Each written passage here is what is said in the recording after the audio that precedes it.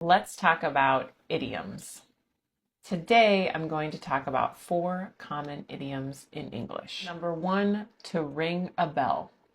If you say something rings a bell, it means that thing reminds you of something, but you can't remember exactly what.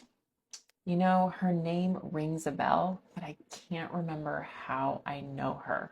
Number 2, up in the air. If something is up in the air, it means that no decision has been made about it yet. We haven't made any plans yet for our trip. Everything is still up in the air. Number 3, long story short. This expression is used when you're only going to mention the main facts about something, the main points. It's a complicated thing, but long story short, we can't come to the party this Friday.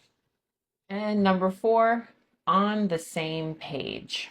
If 2 or more people are on the same page, it means that they are in agreement or that they have the same idea about how something should be done. Well, I'm glad that we're all on the same page about how to complete this project. All right, there you go. Let me know what other expressions you are having trouble with. I'll see you next time.